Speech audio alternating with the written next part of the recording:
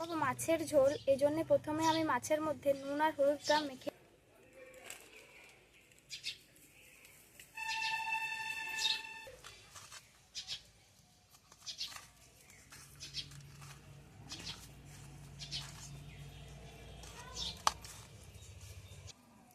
মাছের মধ্যে নুন হলুদ মাখা হয়ে গেছে। এরপর মাছগুলোকে আমি ভেজে নেব।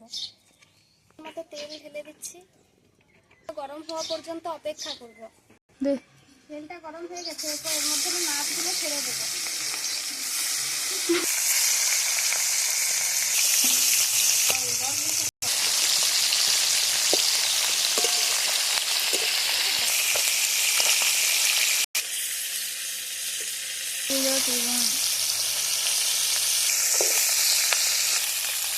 মাছগুলো হয়ে গেছে, এরপর এগুলোকে আমি নামিয়ে নিই। দিয়ে দিচ্ছি তেজপাতা, রাখা পেঁয়াজ,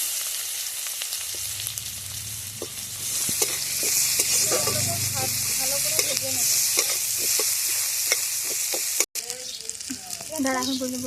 পেঁয়াজগুলো ভাজা হয়ে গেছে, এরপর এর মধ্যে আমি টমেটো কুচি দিয়ে দেবো। এটাকে ভালো করে গলিয়ে নেব। রসুন বাটা, লঙ্কা বাটা,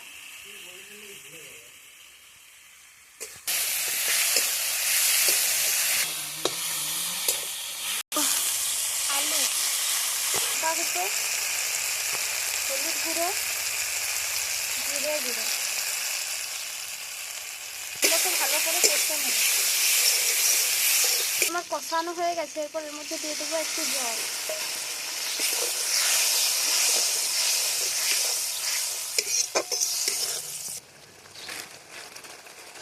দিয়ে দেবো পরিমাণ মতো নুন।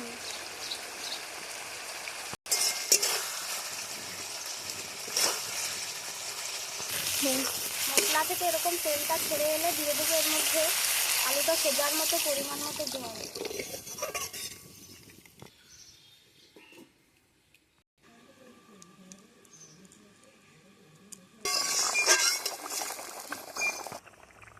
আলুগুলো আমার সেদ্ধ হয়ে গেছে, এর মধ্যে আমি এবার মাছগুলো দিয়ে দেবো।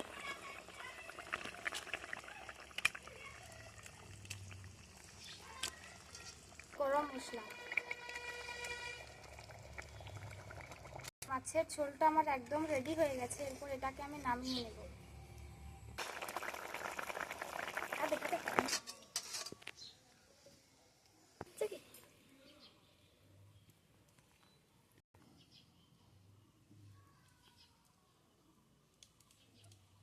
ঘর ঢুকে